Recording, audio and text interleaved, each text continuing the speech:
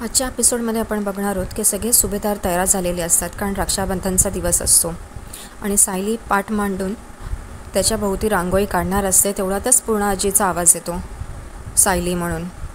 सायली बघते पूर्णाजीकडे तर पूर्णाजीला विचारते की काय झालं, माझं काही चुकलं आहे का? तर पूर्णाजी म्हणतात हो, तुझं खूप चुकलं आहे. सायली घाबरते आणि विचारते काय झालं, माझं काय चुकलं आहे? तर पूर्णाजी सायलीला सांगतात की तू तुझ्या नंदेला पाठीशी घालते हे तुझं चुकलं आहे. ती बघ फोनमध्ये घुसली आहे. आणि सगळेजण अस्मिताकडे बघत असतात.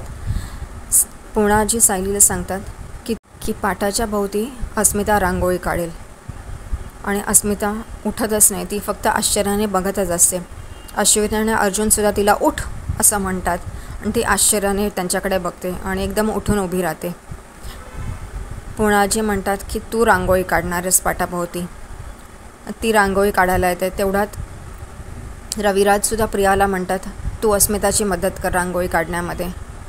हे ऐकल्यावर प्रियासुद्धा येते अस्मिताची मदत करायला आणि त्या दोघी पाटाच्या भोवती रांगोळी काढत असतात.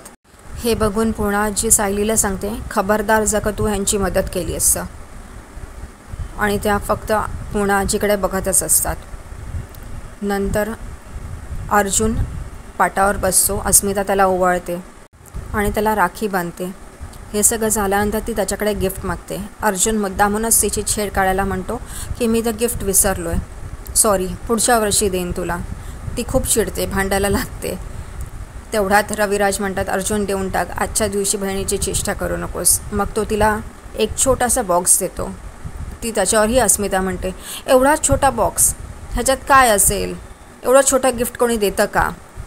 पण जेव्हा ती तो बॉक्स उघडते तेव्हा तिला कळतं की त्याच्यात छानपैकी डायमंड रिंग असतात आणि ती खूप खुश होते. मग ती अश्विनला बोलवते. पण इथे प्रताप खूप उदास असतो. त्याला माहिती असतं की प्रतिमा काही त्याला ओवाळणार नाही. या कारणाने तो खूप उदास असतो. त्याची ही पण रक्षाबंधन अशीच जाणार आहे जशी पूर्वीच्या काही रक्षाबंधन गेल्या त्याचे. हे बघून सायली त्यांना म्हणते की तुम्ही काळजी नका करू, प्रतिमा आत्या तुम्हाला ओवाळतील. पण प्रतापला ते खरं वाटत नसतं. शेवटी सायली प्रतिमा आत्याच्या रूममध्ये जातात. त्यांना एक साडी देतात आणि तयार व्हायला सांगतात.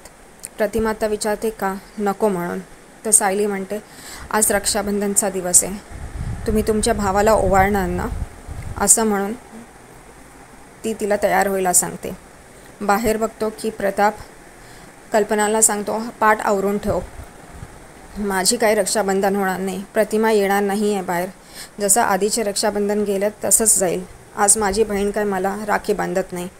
पण तेवढ्यात बघतात तर सायली प्रतिमा आत्याला घेऊन बाहेर आलेली असते. प्रतिमाने खूप सुंदर साडी नेसलेली असते, दागदागिने घातलेले असतात, सजलेली असते.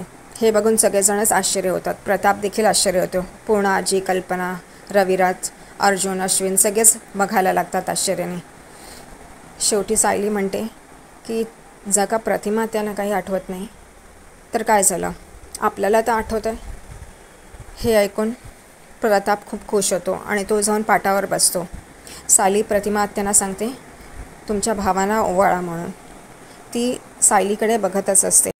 तेवढ्यात प्रताप प्रतिमाला म्हणतो पूर्वीही मी तुला सांगितलं आहे तसंच यावर्षीही मी तुला सांगतो की मी तुझं रक्षण करेन. हे ऐकून प्रतिमा एकदमच विचारात पडते. ती सायलीच्या हातातून ओवाळणीचं ताट घेते आणि सरळ प्रतापच्या समोर जाऊन उभी राहते. प्रतापची मान खाली असते. तो वर बघतो तर काय, प्रतिमा ताट घेऊन ओवाळायला उभी आहे. त्याला खूप आनंद होतो. प्रतिमा प्रतापला ओवाळते आणि त्याला राखी बांधते. हे बघून सगळे खूपच खुश होतात आणि त्यांना आश्चर्य देखील वाटतं. पण ते आनंदात असतात की यावर्षी तरी प्रतिमाने प्रतापला राखी बांधली आणि त्याचा हा सण खूप छान गेला आहे. आजचा एपिसोड इथंच संपतो.